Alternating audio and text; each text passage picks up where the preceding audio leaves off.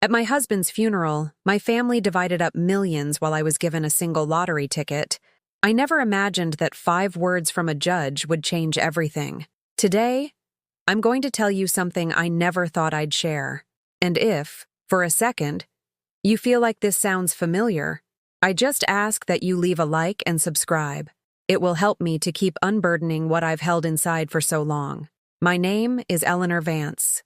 I am 72 years old, and I've lived my entire life in Cleveland, in a house in the Lakewood area that Arthur, my husband, and I built brick by brick. That day, the day of the funeral, the lights of St. Augustine's funeral home flickered over my head like angry hornets, casting a cruel white glow that made everything seem unreal, almost as if I were watching the scene from outside my own body. My fingers moved mechanically over the beads of the rosary my mother gave me when I married, 52 years ago. Each bead was a prayer, each prayer a desperate attempt to hold myself together while my world crumbled around me. The worn wooden rosary had absorbed so many tears over the years that the beads shone with a strange luster under those unforgiving lights. I was wearing my usual black dress, the same one I wore to Sunday Mass at St. Francis Parish. The fabric clung uncomfortably to my shoulders, slumped by the weight of 72 years of life, years that suddenly felt like centuries. A black veil that had belonged to my grandmother rested on my head, its small embroidered flowers now looking as withered as everything else in my life. Arthur's casket rested in the center of the room, surrounded by wreaths of white and purple flowers. The scent of lilies and carnations mixed with the funeral home's cheap incense, creating a cloying fragrance that turned my stomach. I could see his face through the glass. So serene, so oblivious to the chaos unfolding around him. Arthur, my Arthur, the man who for more than 5 decades called me my queen, my rock, the one who dried my tears when I had no strength left.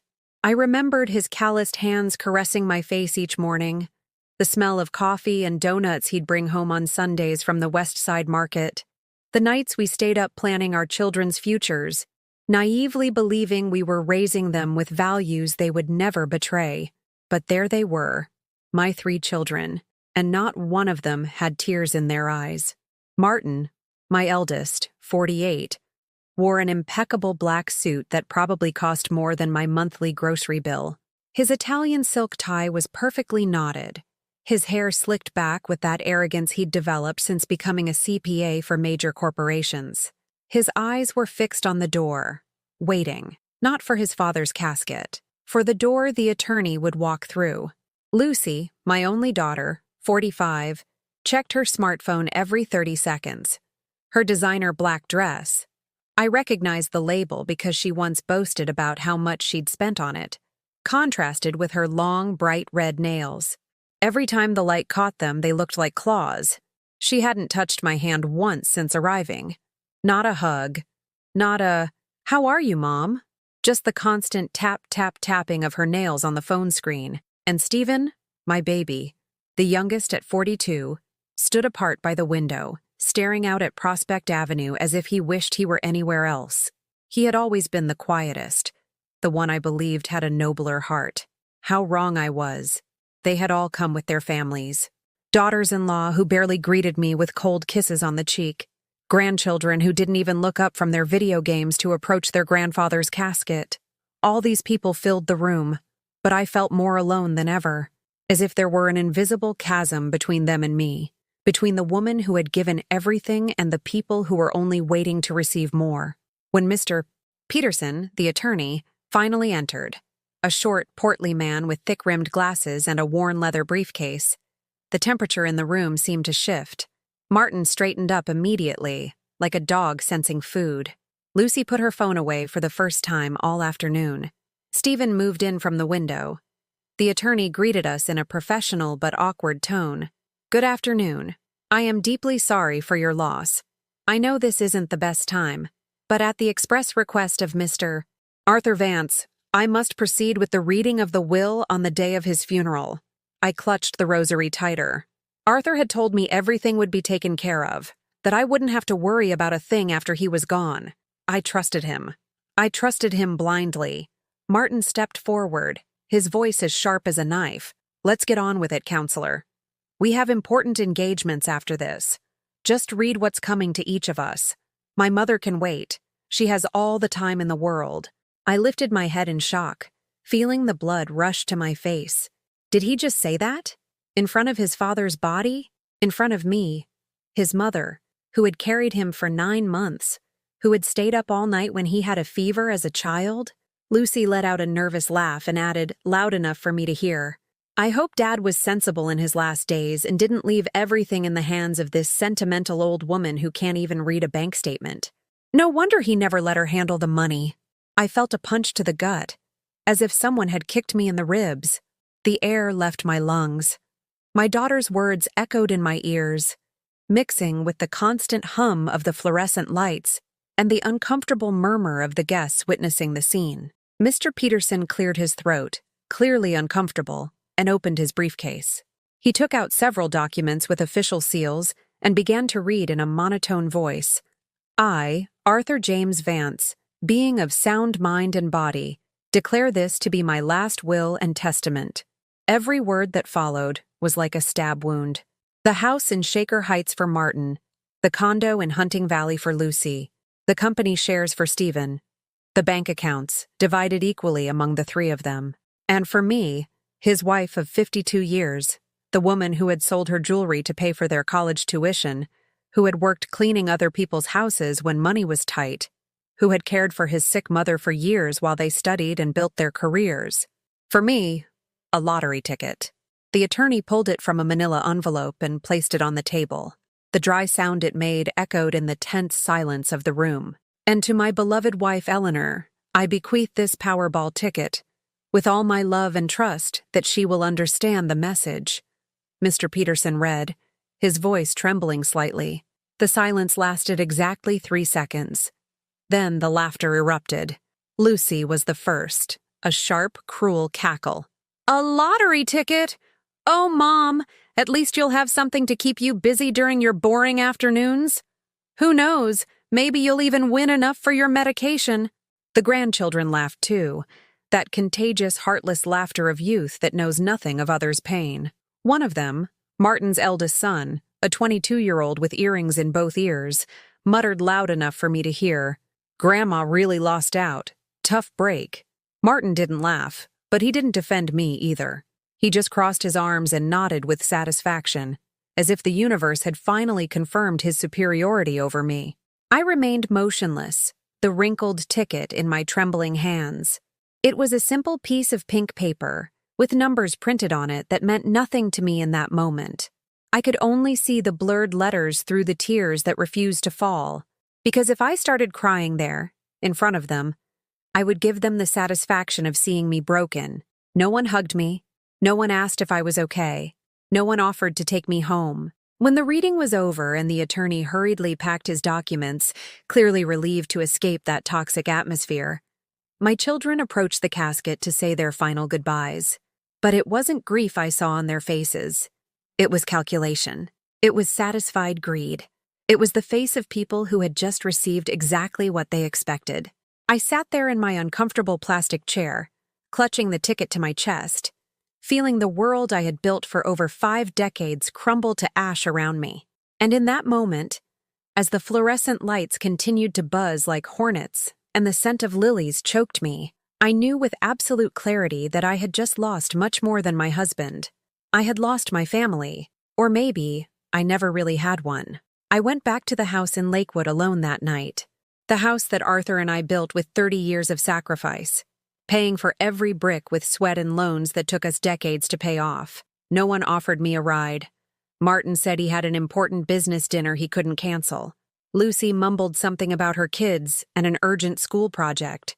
Stephen simply disappeared without saying goodbye. I took an Uber, something I had barely learned to use last year when Arthur could no longer drive because of his illness. The driver, a young man who smelled of cheap cologne and mint gum, tried to make small talk, asking about my day. I couldn't answer. I just stared out the window as the lights of Cleveland blurred past, turning into orange and yellow streaks through the tears that finally allowed themselves to fall without witnesses. When I opened the front door, the silence hit me like a frozen wave. It wasn't the normal silence of an empty house. It was the silence of permanent absence, the echo of a life that would never return. The familiar smells were still there. The old wood of the furniture Arthur had varnished himself, the lingering aroma of the morning's coffee, a faint trace of the Old Spice aftershave he had used for 40 years. I walked through the living room like a stranger in my own home. Everything was exactly where we had left it. The green velvet sofa we bought at an antique market 20 years ago, with the cushions sunken in the exact spots where we sat every night to watch the news. The wooden rocking chair where I nursed my 3 children, with worn patches on the arms where my hands had gripped while singing lullabies that now tasted like bile. The photographs on the wall.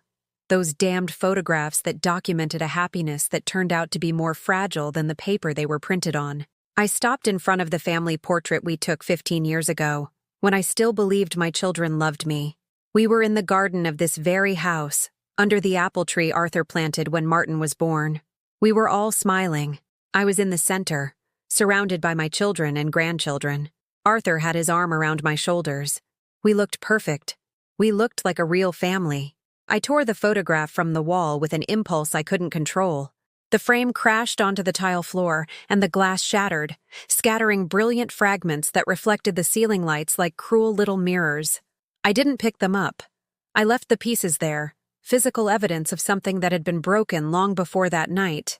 I went to the kitchen, where the wall clock kept its steady tick-tock, marking seconds that no longer mattered. The gas stove still held the pot where I had prepared the chicken soup that Arthur could barely taste in his final days. The dishes from the breakfast we shared on the morning of his death were still in the drying rack. 2 plates, 2 mugs. Now I would only need one of each. I opened the refrigerator out of habit, though I wasn't hungry. Inside were leftovers I'd prepared thinking Arthur would get better, that his appetite would return. A bowl of mac and cheese, a container of coleslaw, a piece of cheddar cheese that was starting to get hard, half a pitcher of iced tea. Food for 2, food that no one else would come to share with me. I closed the refrigerator without taking anything. I couldn't eat. The lump in my throat was too tight, as if someone had wrapped a wire around my neck and was slowly tightening it, second by second. I searched for the lottery ticket I had tucked into the pocket of my black dress. I pulled it out with trembling fingers and looked at it under the yellowish light of the kitchen lamp. It was a Powerball ticket, Series 847, number 23615. Numbers that meant nothing to me, just a random combination that someone in some government office had printed on cheap paper. In the top corner, in the shaky handwriting that characterized Arthur's last months, was a note written in blue ink, "For my Ellie, trust." Those 2 words broke me more than anything that had happened at the funeral home. Arthur knew. Somehow, in his last lucid days, he had known what my children would do, and he had left me this. Not a house, not money in the bank, a lottery ticket and 2 words. Trust. Trust in what? In luck? In God? In a system that had just shown me that 52 years of marriage were worth less than my children's financial ambitions? I tucked the ticket between the pages of my Bible, in the book of Job, because in that moment, I felt exactly like him. A woman stripped of everything she loved, tested by a suffering she didn't understand and didn't deserve. I didn't sleep that night. I sat in the living room's rocking chair, wrapped in Arthur's gray wool sweater that still held his scent. I rocked myself forward and back, in a hypnotic rhythm that was the only thing keeping me from standing up and screaming. Every time I closed my eyes, I saw their faces. Lucy's mocking smile, Martin's cold eyes, Stephen's indifference, my grandchildren's laughter. And above all, I saw Arthur's casket, surrounded by flowers that no one but me had chosen with love, while his children mentally calculated the value of the properties they had just inherited. I remembered all the times I sold my jewelry so they could go to school. The pearl necklace my mother gave me for my 15th birthday, sold to pay for Martin's tuition at St. Ignatius High School. The gold earrings Arthur gave me on our 10th anniversary, pawned to cover the costs of Lucy's college graduation. My engagement ring, which I took to a downtown pawn shop when Stephen needed money for the down payment on his first car. "It's an investment in their future," Arthur would tell me as I cried over parting with each piece. "You'll see. When they're successful, They'll make it up to us. But they never did. There was never a "thank you, Mom." Never an acknowledgement of all I had sacrificed. Only demands for more and more. As if my purpose in life was to be an emotional and financial ATM that never ran out of funds. I remembered the days I worked cleaning houses in Hunting Valley and Parma, in those wealthy neighborhoods where the rich women treated me like I was invisible. I would arrive at 6 in the morning, taking 2 buses from Lakewood, because Arthur's salary as a mechanic wasn't enough to give our children the education they deserved. I cleaned other people's bathrooms while my knees creaked against the cold tile. I mopped marble floors that cost more than our annual income. I ironed linen shirts for men who never looked me in the eye. And every dollar I earned went straight to school fees, uniforms, books, to the field trips that Martin, Lucy, and Stephen considered their birthright. "Mom, all my friends are going to Florida for spring break. Why can't we?" Lucy had complained when she was 16. "Because I'm on my knees scrubbing other people's toilets so you can go to a private school?" I wanted to scream. But I just smiled and said, "Next year, sweetie, next year." Next year never came. There was always another need, another emergency, another demand disguised as a legitimate dream. When Martin graduated as a CPA, he threw a celebration dinner at an expensive restaurant on Prospect Avenue. He invited his friends, his professors, his university classmates. I arrived in the most decent dress I owned, mended at the seams that had split from wear. Arthur wore his only suit, the same one he wore to weddings and funerals. Martin sat us at a table in the back, far from his important friends. Throughout the dinner, he never mentioned us once in his thank you speeches. He talked about his inspiring professors, his mentors, the opportunities he had seized.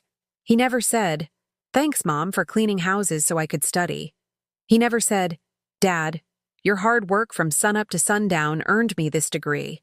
Arthur squeezed my hand under the table when he saw the tears I was trying to hold back. "It doesn't matter, Ellie," he whispered. "We know the truth. That's enough." But it wasn't enough. And now, sitting in that rocking chair, surrounded by the deafening silence of a house that was no longer a home, I understood that it had never been enough. The cell phone that Stephen had given me last year, after Arthur begged him because I needed a way to communicate in an emergency, remained silent all night. Not one call, not one text.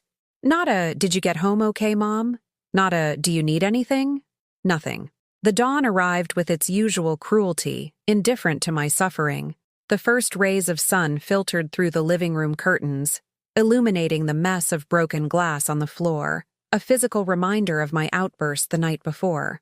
I rose from the rocking chair with an aching body, every joint protesting having spent hours in the same position. I went to the bathroom and looked in the mirror.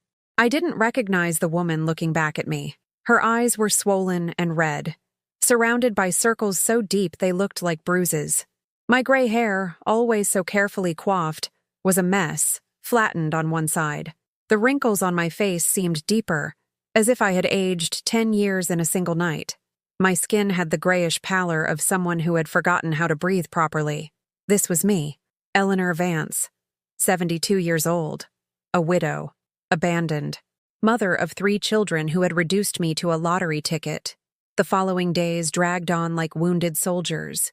Every morning I woke up hoping it had all been a nightmare, that Arthur was still beside me, snoring softly, that the funeral and the humiliation were just figments of my tired imagination. But every morning, reality struck me again. The cold bed, the absolute silence, the lottery ticket tucked in my Bible as the only testament to a love that was gone. 4 days passed without a single one of my children calling. 4 days in which the phone remained mute on the kitchen table, mocking my pathetic hope that someone, even out of obligation, would ask how the new widow was surviving. On the 5th day, it finally rang. It was almost noon. I was sitting in the backyard, looking at the apple tree that Arthur had planted when Martin was born. The tree was almost 50 years old now, its thick, gnarled branches heavy with fruit that no one would come to harvest. I ran to the phone with an urgency that shamed me. My heart pounded with hope, stupidly hopeful, thinking that maybe it was Martin calling to apologize, to tell me it was all a misunderstanding, that of course they would take care of me, that I was their mother, and they would never abandon me. It was Lucy. Her voice was strangely cheerful, almost sing-song. "Mom, how are you? Sorry I haven't called sooner. It's been a crazy few days with all the paperwork and everything." Paperwork. She meant the paperwork to take possession of her inheritance. She wasn't asking how I had slept, if I had eaten, if I needed company in my grief, just paperwork. "I'm here," I answered, my voice sounding weaker than I intended. "Great, Mom. Listen, I was calling because I thought maybe you could come over for dinner on Sunday. The kids haven't seen you in a while, right? And, well, it would be nice for us to get together now that Dad's gone. As if Arthur had been an obstacle to our family relationship, not the glue that held us together while they silently exploited me. "Of course, honey," I said, clinging to whatever crumb of affection they offered. "What time should I be there?" 2:00 is good. I'll make your favorite pot roast." When she hung up, I stared at the phone with a mixture of relief and suspicion. Lucy never cooked. She always said she was too busy with her job at the real estate agency. Why the sudden interest in a family meal? On Sunday, I arrived at her house in Hunting Valley at 2:00 sharp. It was a large residence she had inherited from Arthur, with a manicured front lawn and 2 imported cars in the driveway. She had never invited me to stay there when Arthur was in the hospital. "We don't have room, Mom," she had told me. The house had 5 bedrooms. I rang the doorbell and waited. I heard laughter inside, multiple voices. When Lucy opened the door, I saw it wasn't just an intimate meal. Martin was there with his wife, Patricia, Stephen with his girlfriend, Danielle, and all their children. "Mom, come in," Lucy said, kissing my cheek with calculated coolness. "So glad you could make it. Everything's ready." The dining room table was indeed elegantly set, with porcelain dishes I recognized as part of the set Arthur and I had given them for their wedding. The smell of pot roast filled the house, though I suspected she had bought it from an expensive restaurant and just heated it up. I sat at the head of the table opposite Martin, who presided as if he were the natural patriarch of this fractured family. No one mentioned Arthur. No one proposed a toast in his memory.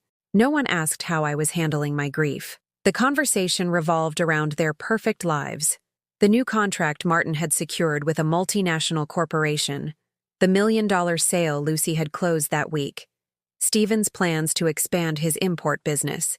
I ate in silence, each bite of roast tasting bitter in my mouth, as I wondered why they had really invited me. The answer came with dessert. Lucy served cheesecake, another suspiciously thoughtful detail, and then cleared her throat in that way she did when she was about to ask for something. "Mom, we wanted to talk to you about something important," she began, exchanging glances with her brothers. "About your current situation." "My situation?" I repeated, setting my fork down on the plate. Martin leaned forward, using the condescending tone he reserved for his less educated clients.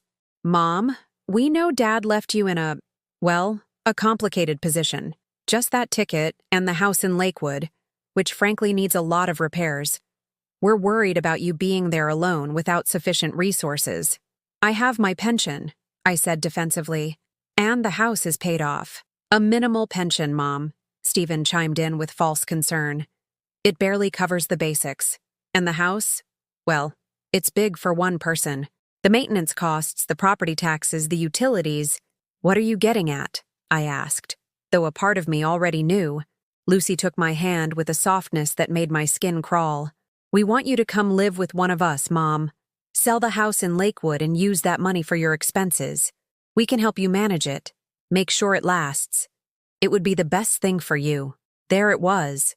The real reason for this family meal. It wasn't love. It wasn't genuine concern. It was the house. They wanted me to sell the last thing I had left, the house Arthur and I built brick by brick, so they could manage the money, meaning keep it for themselves. "I am not selling the house," I said firmly, surprising myself with my own voice. "It's my home. It's where I lived with your father for 30 years. The atmosphere shifted instantly. The smiles vanished. Martin leaned back in his chair with a hard expression. "Mom, don't be stubborn. What are you going to do there all by yourself? What if you get sick? What if you fall and no one finds you? You're being selfish." "Selfish?" The word came out like a hiss from my lips. "I'm the selfish one?" Patricia, Martin's wife, intervened with that honeyed voice she always used with me. Eleanor, we understand you're sensitive after losing Arthur, but you need to think with a clear head. Your children only want what's best for you. If you sell the house, you could have a nice nest egg for your final years. For your medicine, to treat yourself. My final years, I repeated bitterly. As if I'm already dead.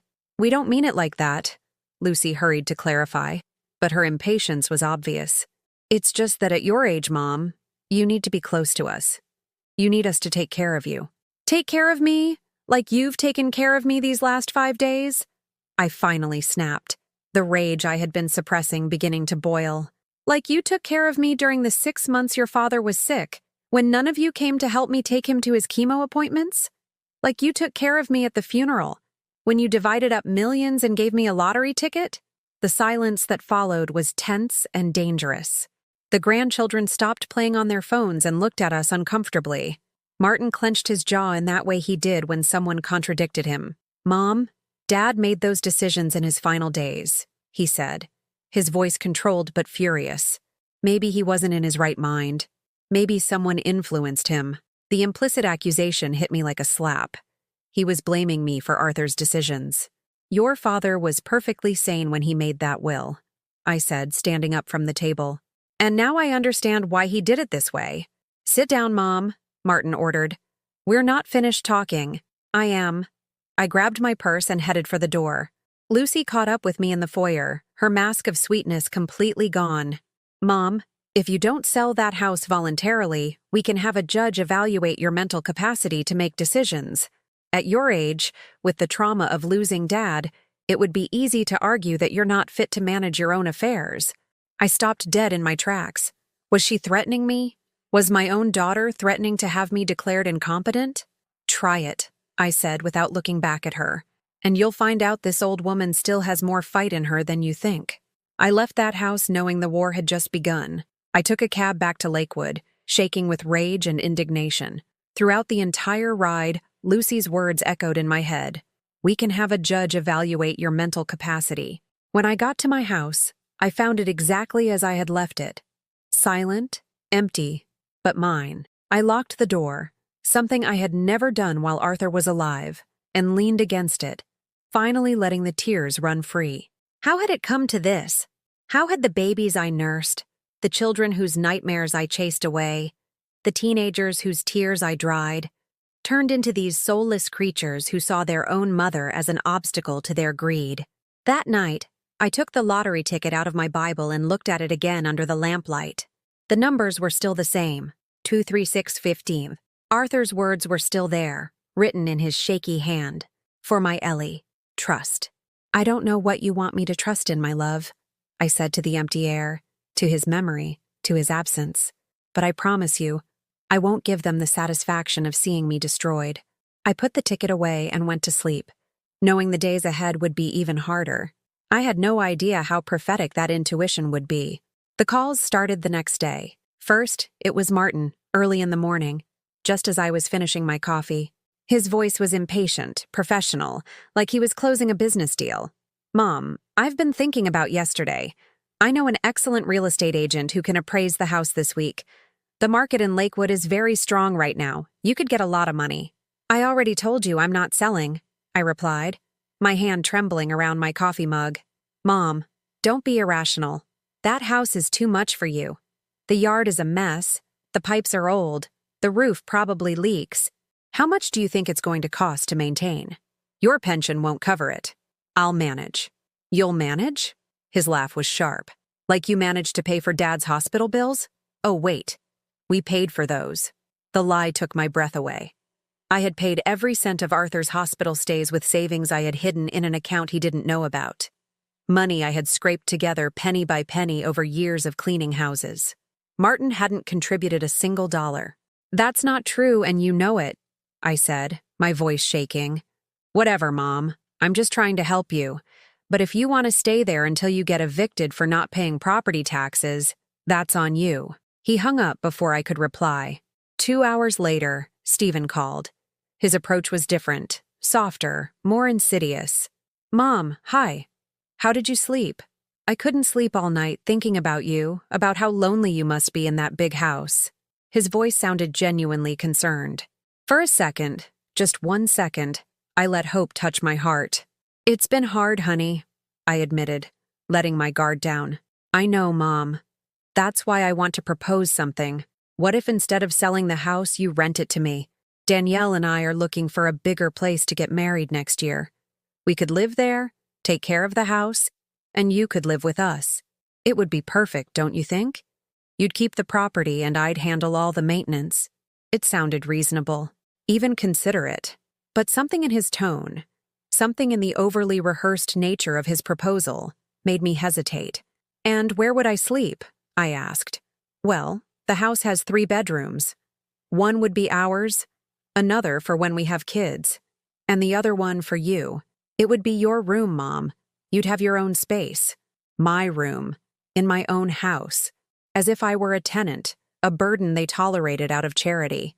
Let me think about it, I said, though I already knew the answer. Don't take too long, Mom. We have to make decisions quickly. You know how the rental market is. When I hung up, I stared at the phone as if it were a venomous snake. Both Martin and Stephen were coordinated. This wasn't a coincidence. They had planned it. One with threats, the other with emotional manipulation. Good cop, bad cop. Just like in the movies. Lucy called in the afternoon, just as I was watering the plants in the yard, trying to keep something alive that Arthur had cultivated with so much love. Mom, have you thought it over? About the house, I mean. There's nothing to think about, Lucy. I'm not selling. Her sigh was theatrical, exasperated. Mom, look, I'm going to be honest with you because I love you. Martin has already spoken to a lawyer. If you don't sell voluntarily, they're going to start proceedings to have you declared incapable of managing your affairs. They have witnesses who can testify that you're disoriented, that you're not eating well, that the house is in an unsanitary condition. What witnesses? I demanded, feeling the blood rush to my face. That doesn't matter. What matters is that a judge can appoint Martin as your legal guardian, and then he will make the decisions for you, including selling the house. That's illegal. They can't just take my property like that. Of course they can, Mom. It happens all the time with people your age who are no longer able to care for themselves. It's for your own good. My own good, I repeated with bitterness. Everything you've done since your father died has been for my own good, hasn't it? Don't be dramatic.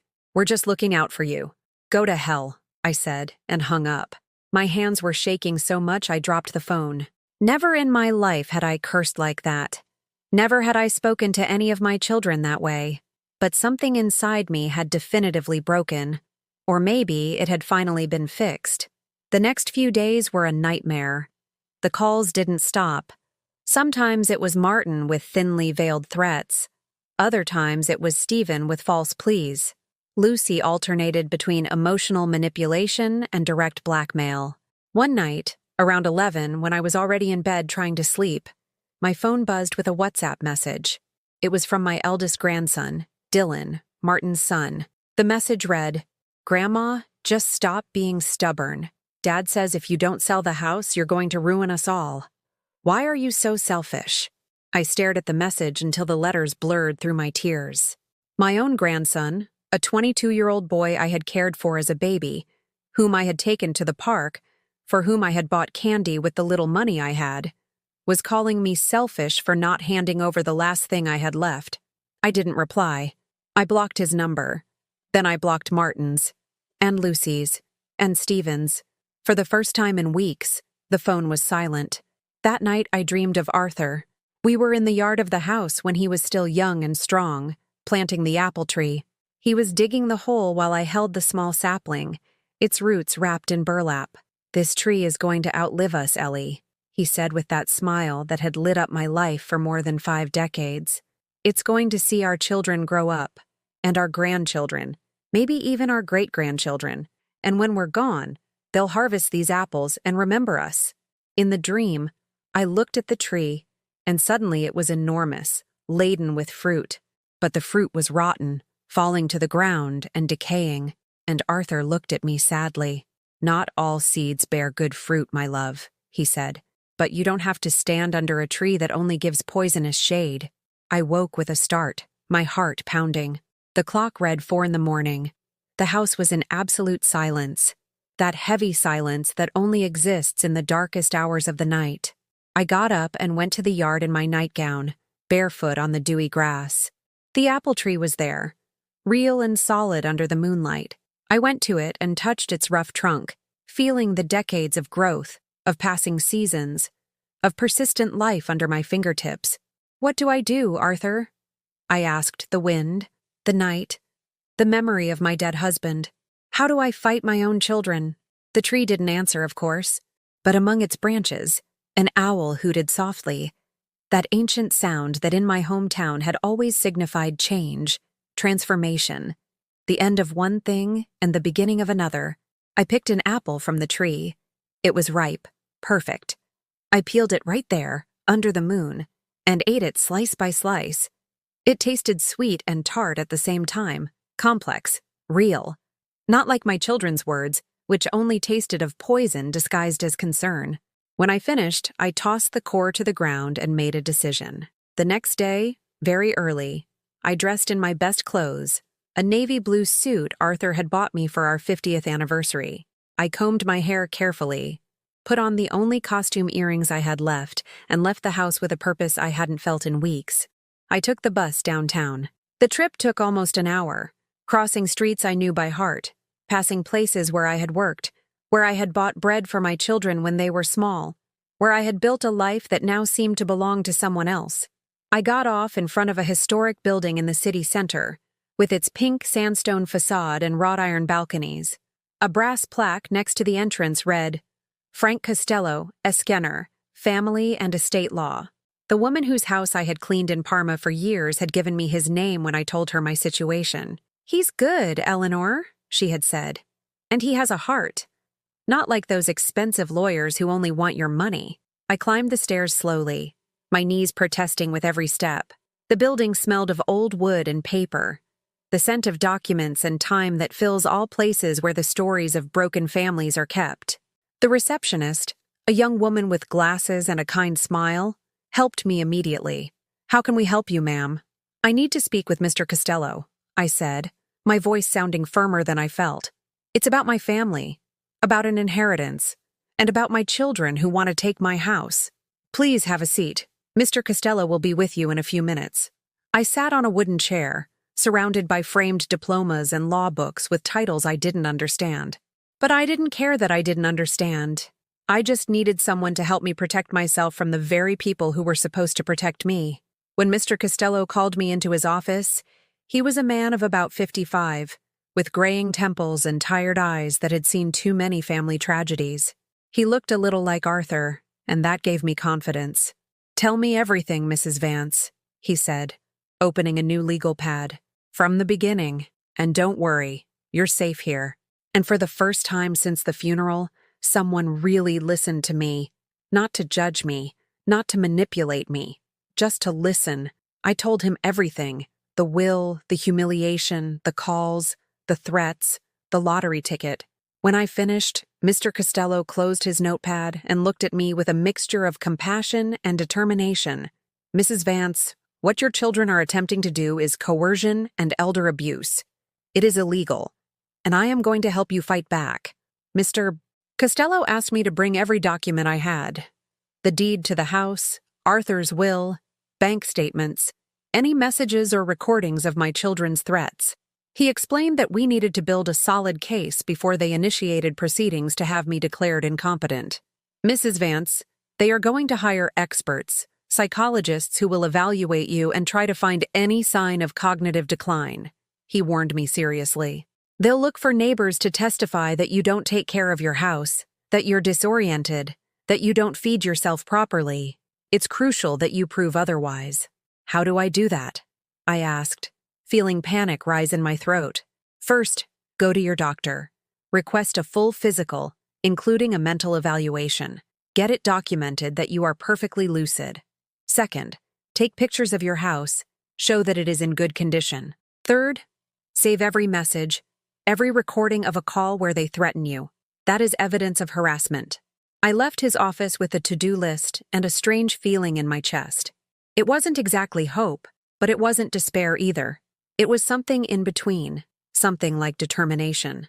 Over the next few days, I followed his instructions to the letter. I went to Dr. Ramirez, my doctor for my entire adult life, who had known me since before my children were born. I explained the situation, and with the kindness that had always defined him, he gave me a thorough examination. "Eleanor, your blood pressure is a bit high, but that's understandable given the stress," he said, reviewing the results. "Otherwise, you're in surprisingly good health for your age. Your mind is sharp, your memory is excellent. I'm going to run a full cognitive screening and give you a letter certifying your full mental capacity." When I left the clinic with those documents in my purse, I felt like I had reclaimed a piece of my dignity. I took pictures of the whole house, the clean and tidy living room, the spotless kitchen, the garden I had started tending to again, pulling out the weeds that had grown during the months of Arthur's illness. Each photo was proof that I was not the incompetent old woman my children wanted to paint for a judge, but none of that prepared me for what happened the following Tuesday. It was 10 in the morning when the doorbell rang. I opened it expecting the mailman, but instead I found a woman in her 40s, dressed in a gray pantsuit and carrying a professional-looking binder. Behind her was a man with a camera. "Mrs. Eleanor Vance?" she asked with a smile that didn't reach her eyes. "Yes. Who are you?" "I'm Monica Herrera, a social worker with Adult Protective Services. We received an anonymous tip concerning your living conditions. I need to conduct an inspection of the property."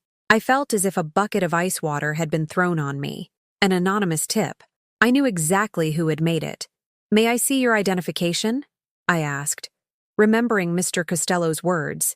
"Don't let anyone in without verifying their credentials." She showed me her official ID. It was legitimate. I had no choice but to let her in. The woman walked through my home like a health inspector looking for code violations. She checked the refrigerator, opened the kitchen cabinets, inspected the bathrooms, even went into my bedroom and looked in my closet. The man with the camera documented everything. "Do you eat regularly, Mrs. Vance?" she asked while looking through my pantry, which I admit was not very well stocked, since my pension barely covered the basics. "Yes, I eat every day." "Do you have any memory problems? Do you forget to take your medication?" "I have no memory problems, and I don't take any medication. You can check with my doctor." "Do you receive frequent visitors? Do you have a family support network?" That question hurt more than all the others. "My children are busy," I said, swallowing the lump in my throat. The social worker jotted something down in her binder, and that simple gesture filled me with terror. What was she writing? That I was abandoned? That I had no family support? That this made me vulnerable and unable to live alone? After almost an hour, they finally left. They didn't tell me what their conclusions would be, only that I would receive a report in the coming days.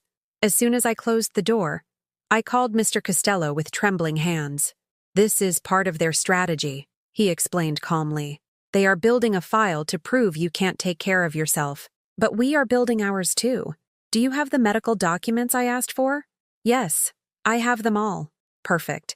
I'm going to need them soon." I couldn't sleep that night. Every sound in the house made me jump. Every shadow seemed threatening. I felt invaded, violated in my own home. They had sent that woman to judge me, to categorize me, to decide if I was competent enough to live in the home I had built with my own 2 hands and the sweat of my brow. The next morning, when I went out to get the newspaper, I found my neighbor, Mrs. Gable, watering her plants. She had lived next door for 20 years. Our husbands had been friends. We had shared coffee and neighborhood gossip. "Good morning, Eleanor," she greeted me, but there was something strange in her voice. "Good morning, Mrs. Gable." She came over to the fence that divided our properties and lowered her voice. "Eleanor, a man came to my house yesterday. Said he was an attorney for your son Martin. He asked me about you, if I'd seen you looking confused, if the house was neglected, if you had visitors." I felt the ground shift beneath my feet. "And what did you tell him?" "I told him I see you looking perfectly fine, that your house is always clean, and that your family life was none of my business," she replied firmly. "But Eleanor, they also went to see Mrs. Esperanza and Mr. Gutierrez. They're asking around the whole neighborhood." "Thank you for telling me," I whispered, feeling tears threaten to spill. Are you all right? Do you need anything? Your Arthur was a good man, and I know he wouldn't have wanted you to go through this. I'm fine, Mrs. Gable. Thank you. I went back inside and called Mr. Costello again. He listened to my story with growing concern. Mrs. Vance, this is moving faster than I anticipated. I need you to come to my office tomorrow. We're going to move our strategy forward. The next day, sitting across from the lawyer's desk, he explained the plan. Your children are going to file a petition for guardianship. That means they will ask a judge to declare you incompetent to manage your own affairs and appoint one of them as your legal guardian. When that happens, they will have total control over your property and your decisions. And can we stop it? We can file a countersuit, he said, opening a thick folder. But there's something else. You told me your husband left you a lottery ticket. Do you still have it? Yes, it's at my house. Have you checked to see if it won? I just stared at him, uncomprehending. In the midst of all the chaos, the harassment, the threats, I had never once thought to check if the ticket was a winner. To me, it was just a memento of Arthur, a symbol of his love, not an object with any real value. No, I haven't checked it, I admitted. Mrs. Vance, the drawing was 2 weeks ago. Do you know which one it was?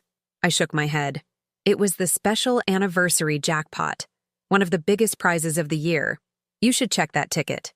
I left his office with my heart pounding so hard I could hear it in my ears. I took the bus back to Lakewood in a total daze. What if the ticket had won something? What if Arthur somehow had left me more than just a piece of paper? When I got home, I went straight to my bedroom. I took the Bible from my nightstand drawer and searched between the pages of the book of Job until I found the ticket. I turned on the television to the channel that broadcast the state lottery information. My hands were shaking so much I could barely hold the remote. On the screen, the winning numbers for the anniversary jackpot appeared. I read my ticket once, then again, and a third time. Series 847, number 23615. The same numbers blinking on the screen. The ticket that my children had considered a handout, a joke, proof that Arthur didn't value me, had won the grand prize, $12 million. I sat on the edge of the bed because my legs could no longer support me. The ticket trembled between my fingers as the reality of what I had just discovered slowly settled into my stunned mind. Arthur had known. Somehow, in his final days, he had known this ticket would win. Or perhaps he had just trusted that fate would give me what human justice had denied me. For my Ellie, trust. Now I understood the whole message. It wasn't just to trust that everything would be okay. It was to trust that he had left me the tools to defend myself, to survive, to show our children that they had gravely underestimated their mother. I picked up the phone and dialed Mr. Costello with fingers that no longer trembled with fear, but with something else entirely. Mr.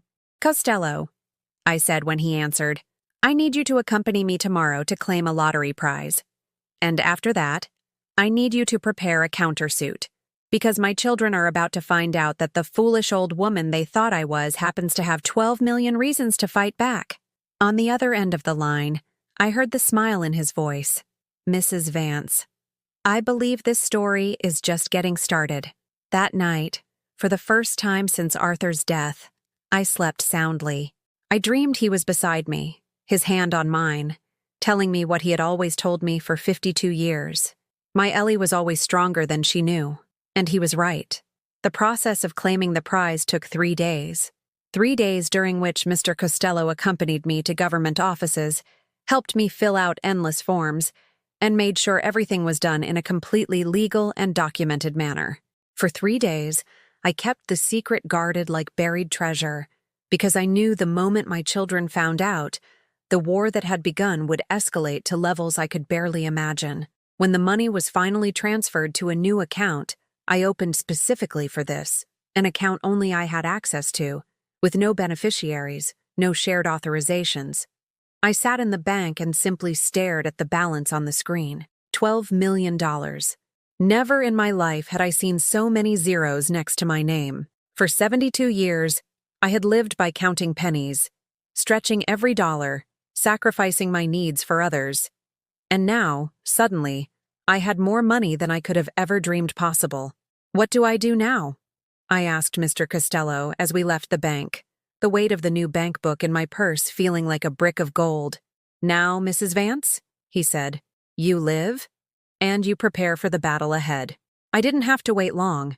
The news got out, as it always does with these prizes.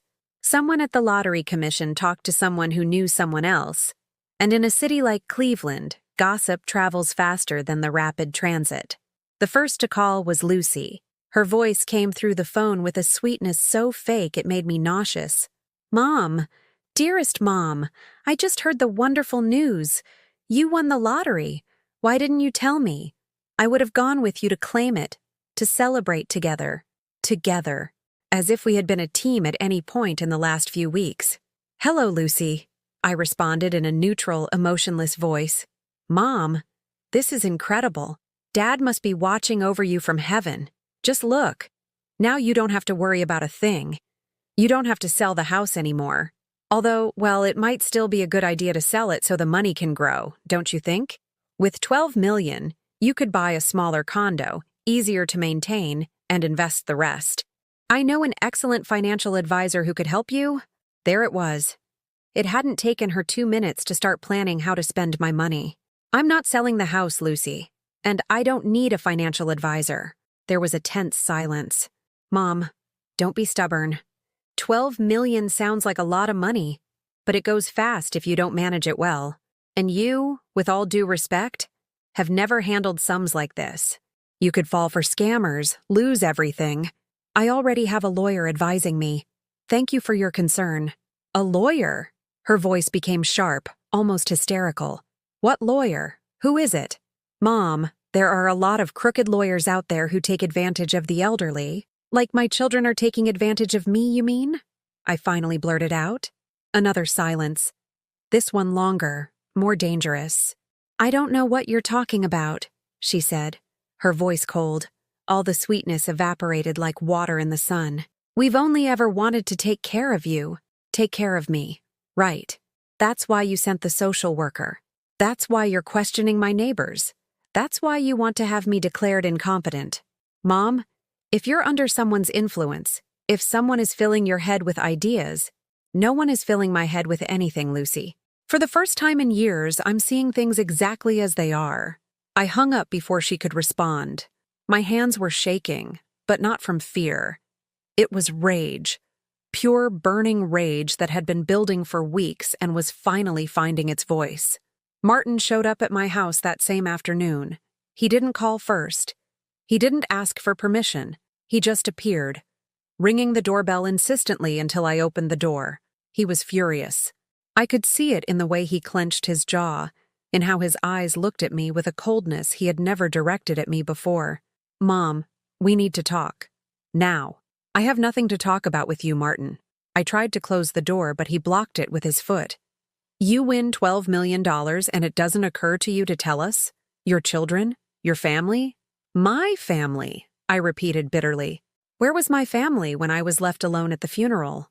Where was my family when you threatened to take my house?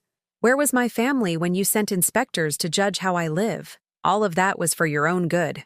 "Don't you dare," I shouted, surprising myself with the volume of my own voice.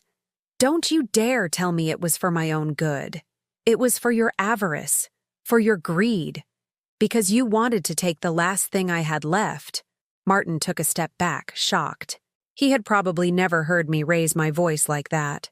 For decades, I had been the submissive, compliant mother who swallowed her own needs to satisfy her children's. "Mom, you're being irrational." "Irrational? Let me tell you something, son. For 52 years, I worked my fingers to the bone so you and your siblings could have everything you needed. I cleaned strangers' toilets to pay for your college. I sold the jewelry your father gave me so you could have a nice graduation. I went hungry so you could have money to go out with your friends. And never, not once, did I hear a thank you, Mom. Only demands for more and more. We are grateful. Lies." The tears started streaming down my cheeks, but they weren't tears of weakness. They were tears of liberation. If you were grateful, you wouldn't have let me be given a lottery ticket while you divided up millions. If you were grateful, you would have been by my side when your father died, not calculating the value of his properties. If you were grateful, you wouldn't be here now, demanding my money. I'm not demanding anything. I'm just telling you that you need to think clearly. That money should be for the whole family. Dad would have wanted us to share it. Your father left that ticket to me, with a note that said, "For my Ellie, trust." It didn't say for Eleanor and her ungrateful children. It didn't say, "To be divided among those who abandoned me on my deathbed." It said for me. Martin switched tactics. His face softened artificially, adopting that look of concern he had perfected in his years as a high-powered CPA. "Mom, listen to me. I know you're hurt. I know we may have made mistakes in how we handled things after Dad died. But we're family, and families forgive each other. Families share. That money could secure your grandchildren's future, pay for their college, give them the opportunities that you gave us. The opportunities I gave you?" I cut him off. "The opportunities I paid for with my youth, my health, my dignity.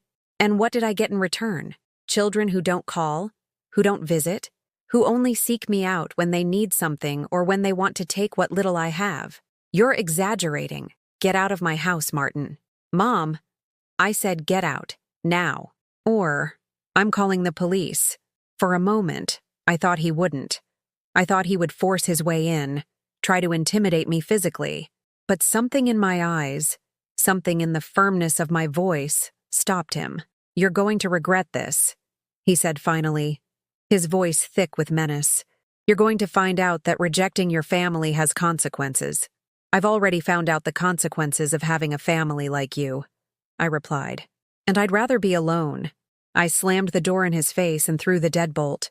I leaned against the wood, trembling, but also feeling strangely light, as if I had been carrying a backpack full of rocks for years and had finally taken it off. That night, Stephen tried the last resort, pure emotional manipulation. He came to my door around 9 o'clock with teary eyes and the expression of a repentant child. For a second, just 1 second, I remembered the little Stephen who used to climb into my lap after a nightmare, seeking comfort. "Mom, can we talk? Please, just 5 minutes." Against my better judgment, I let him in. He sat on the living room sofa, in the same spot where Arthur used to sit and read the paper, and covered his face with his hands. "Mom, I'm sorry. I'm sorry for everything. I'm sorry I wasn't there when Dad died. I'm sorry I left you alone. I'm sorry I went along with Martin and Lucy's plans." He sounded sincere. He acted sincere, but I had learned to be wary. "What do you want, Stephen?" "I just want you to forgive me," he said, looking up. "I don't care about the money, I swear. You can keep it all. I just want my mom back. I miss you." The word struck something deep in my chest, that place where I still held on to the hope that at least one of my children was genuine. "If you really want me back," I said slowly, "then you need to tell me the truth about something. Anything. Were you the one who made the anonymous call to Adult Protective Services?" I saw the flash of panic in his eyes before he could control it. And in that moment, I knew. "Mom, they told me it was for your own good. They said they needed documentation that you couldn't take care of yourself so they could help you." "Get out," I said, my voice flat, dead. "Mom, please. Get out of my house now." "But I love you, Mom. I really do love you." "If this is love," I said, feeling something inside me break for good, "then I prefer honest hatred. At least it's sincere." Stephen stood up slowly, tears rolling down his cheeks. But I no longer knew if they were real or just another performance in the play our family relationship had become. "Someday you'll understand that everything we did was because we love you," he said from the doorway. "No," I replied. "Someday you will all understand the difference between love and possession, between caring for someone and controlling them, between being family and being leeches."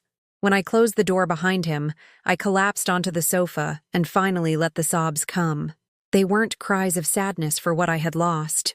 They were cries of mourning for something that had never really existed. A family that loved me unconditionally, without calculations, without the constant expectation that I should give and give and give and never receive anything in return. The phone rang later that night. It was Mr. Costello. "Mrs. Vance, your children's petition is being filed tomorrow. They're formally asking the court to declare you incompetent. Are you ready to fight back?" I looked around my home. The house Arthur and I built. The house my children wanted to tear away from me. I thought of the $12 million that now bore my name, of the decades of sacrifice no one had valued, of the lottery ticket that turned out to be so much more than paper. Yes, I said, my voice firm. I'm ready. Let the games begin.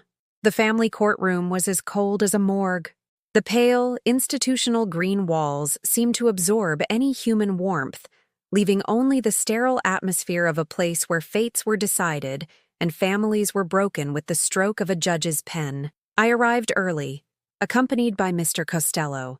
I wore my best dress, the navy blue one Arthur had bought me, my hair carefully coiffed, with discreet makeup hiding the dark circles from sleepless nights.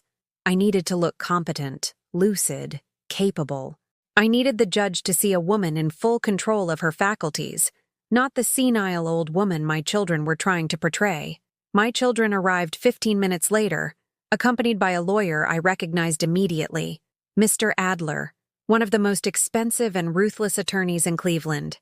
His presence told me everything I needed to know about how serious they were. They had brought in the heavy artillery. Martin, Lucy, and Stephen sat on the other side of the room, avoiding my gaze. Martin reviewed documents with a serious expression. Lucy touched up her makeup in a compact mirror. Stephen stared at the floor, unable to face what they were about to do. When the judge entered, a man in his 60s, with a graying mustache and half-moon glasses, we all rose. He sat behind his elevated bench and observed us all with a gaze that had seen 1,000 family cases, 1,000 domestic tragedies turned into legal proceedings. "Good morning," he said in a neutral voice. "We are here for case number 4782-2025, a petition for guardianship filed by Mr. Martin, Ms. Lucy, and Mr. Stephen Vance against Mrs. Eleanor Vance. Mr. Adler, you may begin." Mr. Adler stood with the confidence of someone who had won hundreds of similar cases. He opened his briefcase and began to present his argument in a clear, professional voice.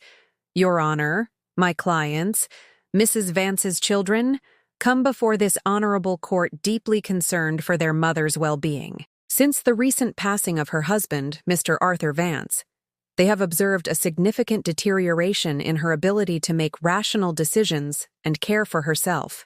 Every word was a stab.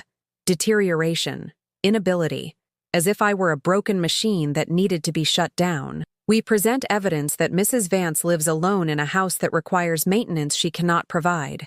She has limited income from a minimal pension. She has repeatedly refused the help and support of her family.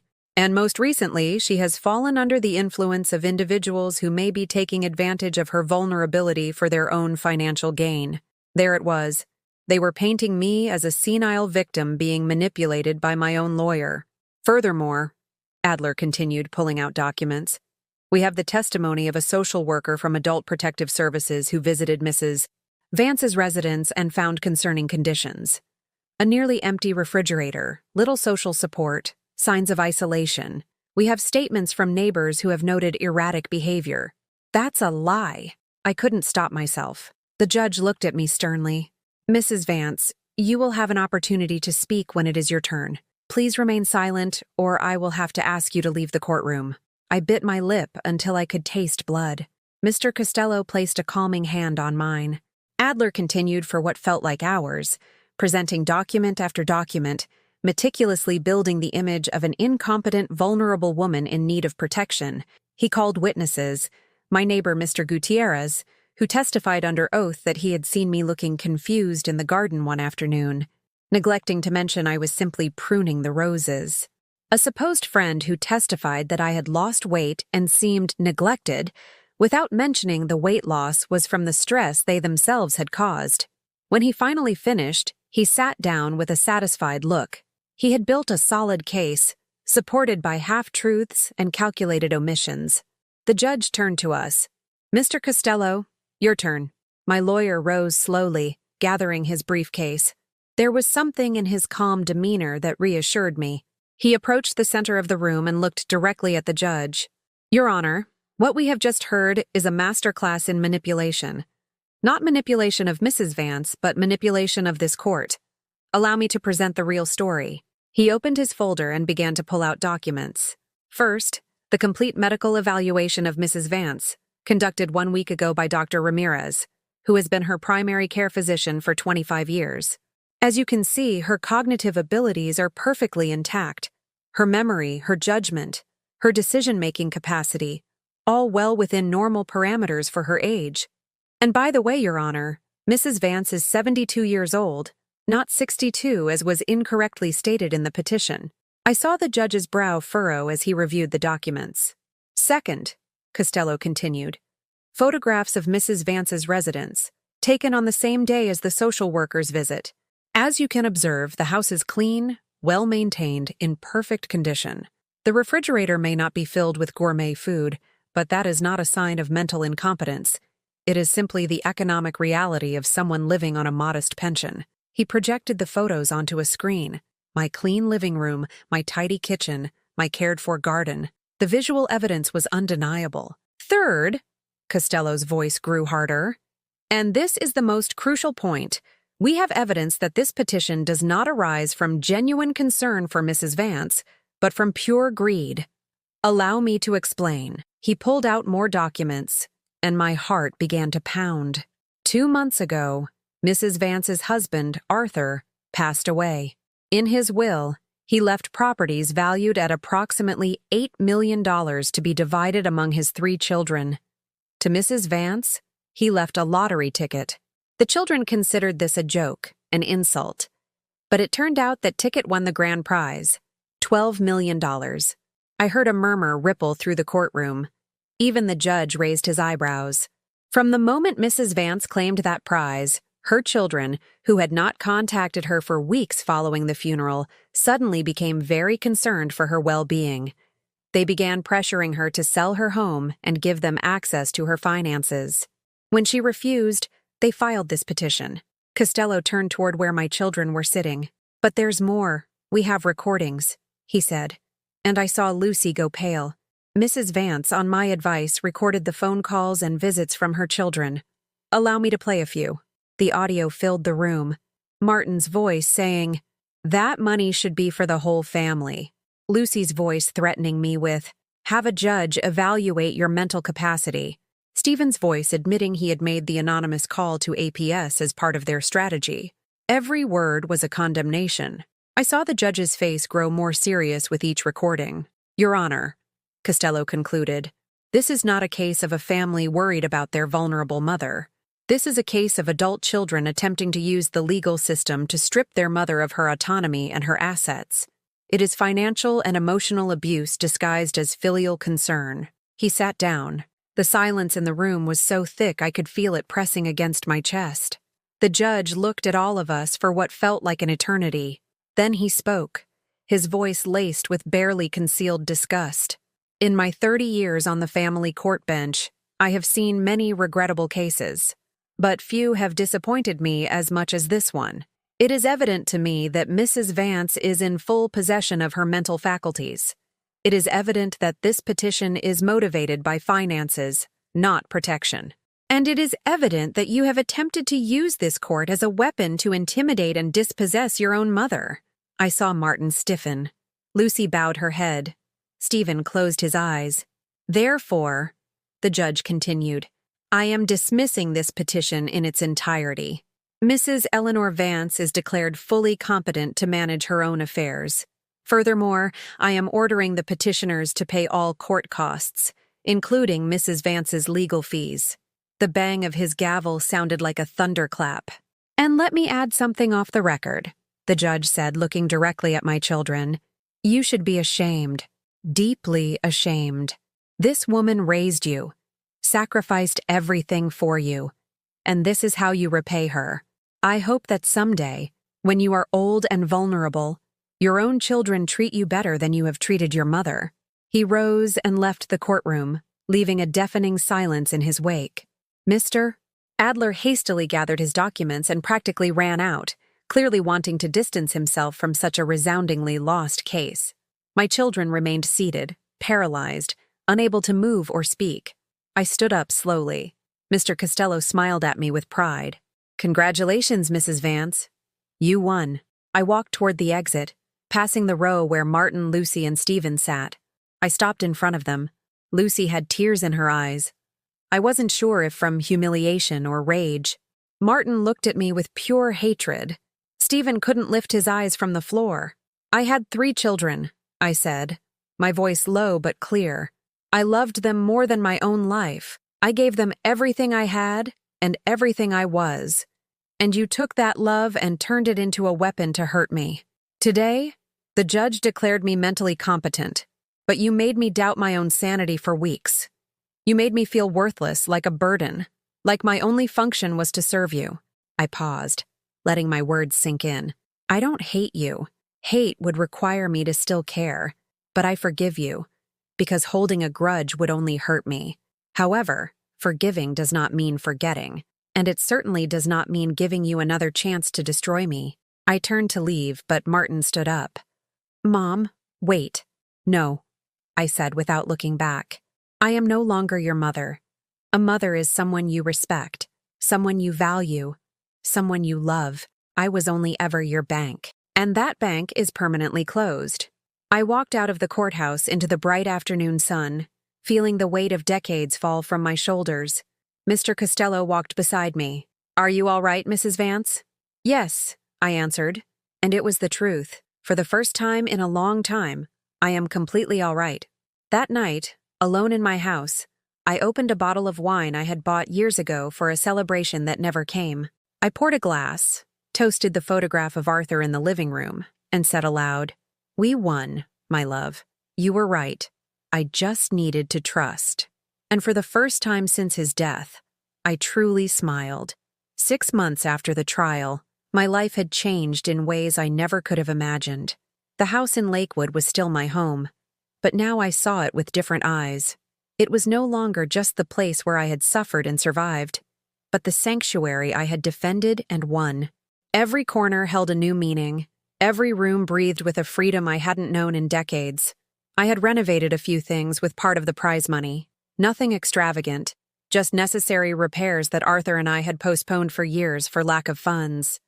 The roof that leaked during the rainy season was now completely sealed. The old pipes had been replaced. The garden, which I had neglected during the dark months of the trial, now bloomed with new roses, wisteria climbing the walls, and the apple tree Arthur planted 50 years ago continued to bear sweet fruit each season. But the most significant change wasn't in the house. It was in me. One Saturday morning, as I was drinking coffee in the backyard listening to the birds that had nested in the apple tree, the doorbell rang. I no longer jumped at every unexpected sound. I no longer lived in constant fear that someone was coming to take away my peace. It was Mrs. Gable, my neighbor, with a warm smile and a tray covered with a kitchen towel. "Good morning, Eleanor. I brought some fresh coffee cake. I thought we could have coffee together if you have the time." "I always have time for you, Mrs. Gable. Come in." We sat in the yard, under the shade of the apple tree, and talked about simple things. The weather, the plants, the new market that had opened on the corner. Nothing deep, nothing complicated. Just the company of another woman who understood what it was to live 7 decades and still find reasons to smile. "You look different, Eleanor," she said after a while. "Lighter, as if a weight has been lifted from your shoulders." "I lifted several weights," I replied with a smile, "and it turned out the heaviest ones had first and last names." She nodded with understanding. We didn't need to say more. The solidarity between women who have survived decades of sacrifice doesn't require many words. With another part of the prize money, I had done something Arthur always dreamed of but we could never afford. I opened a community kitchen in a small storefront I rented near the local market. I called it Arthur's Table, and it served free breakfast and lunch to people in need. Elderly folks living alone on meager pensions, single mothers working double shifts, children from families who didn't have enough for 3 meals a day. I didn't do it out of condescending charity. I did it because I vividly remembered what it was like to count every dollar, to stretch every meal, to wonder if the money would last until the end of the month. I did it because I knew a person's dignity shouldn't depend on their bank account. I cooked myself twice a week, preparing the dishes Arthur loved: hearty beef stew, chili, chicken and dumplings. The other days, I hired 3 women from the community, all over 50, all with stories similar to mine, to cook and serve. One Thursday afternoon, as I was serving plates of chicken and rice, a little girl of about 8 approached me shyly. Her hair was in 2 messy braids, and her school shoes were worn at the soles.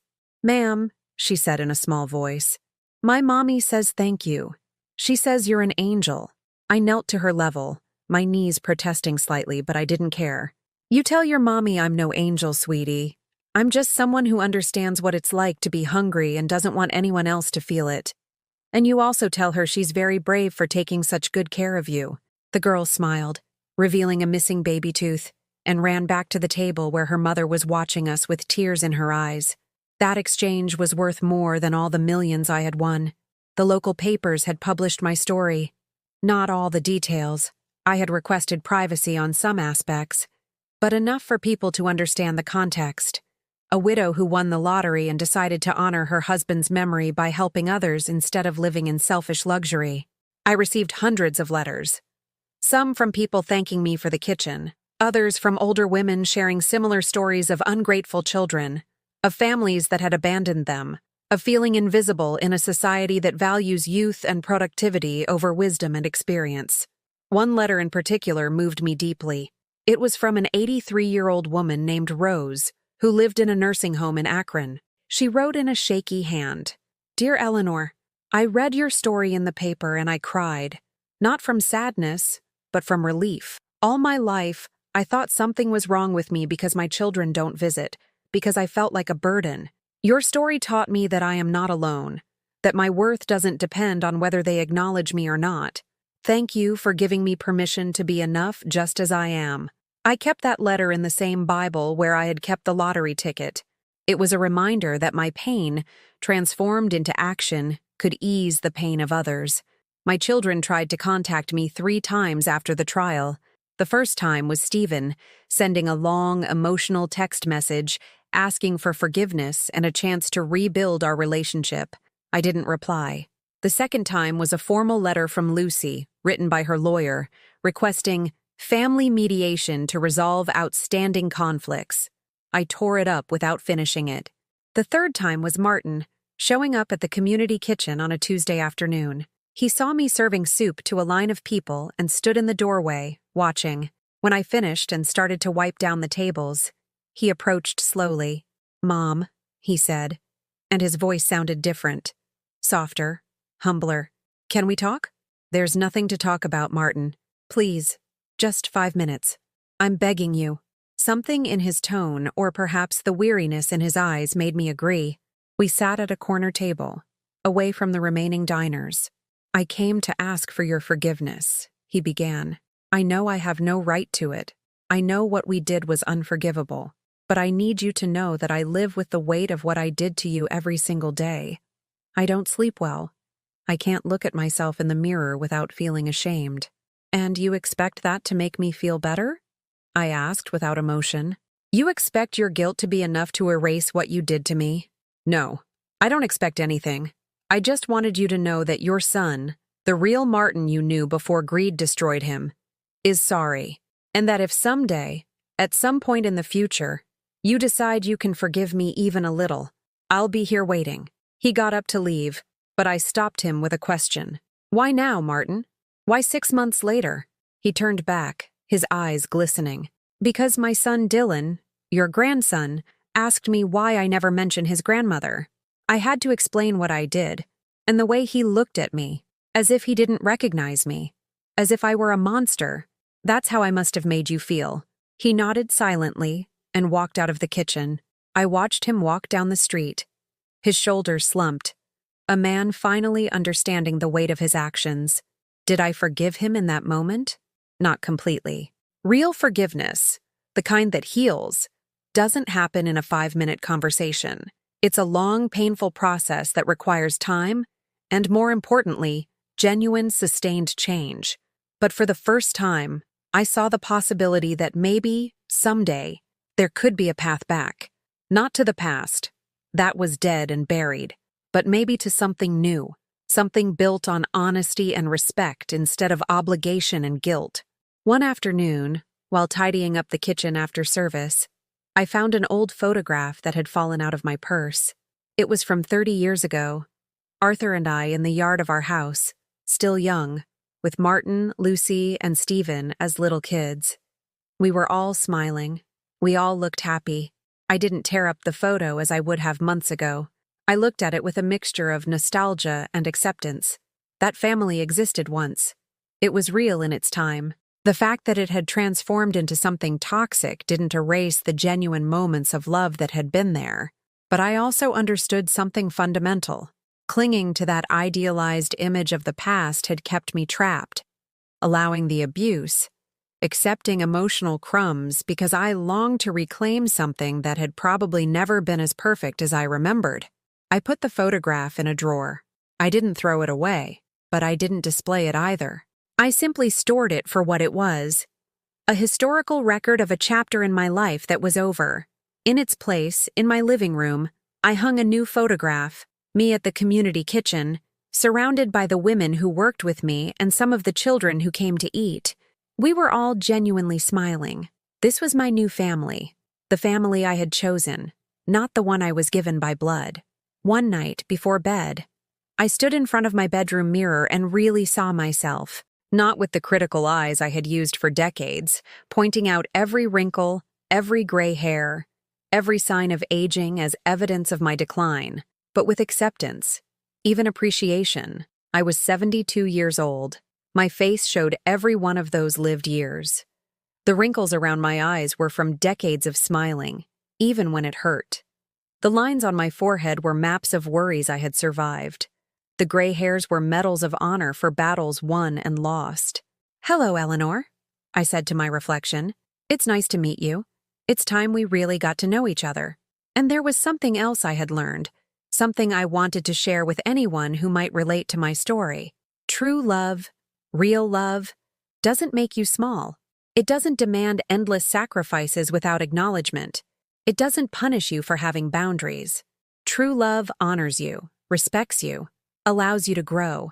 And if the people in your life, whether they're family by blood or not, can't give you that kind of love, it is not your fault. You are not insufficient. You are not selfish for wanting more. You are not cruel for setting boundaries. You are human, and you deserve to be treated as such. Now, let me ask you something. Have you lived through something similar? Do you know someone who has?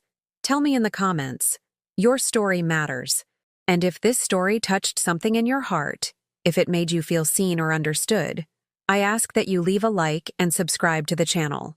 Not for me, but because maybe someone else needs to hear these words. Someone who right now feels invisible, exploited, trapped in a family that takes but never gives. May my story reach that person, and may they know they are not alone, that liberation is possible, that life after sacrifice can be beautiful, and that it is never, ever too late to choose yourself. Thank you for listening to the end. Until the next story.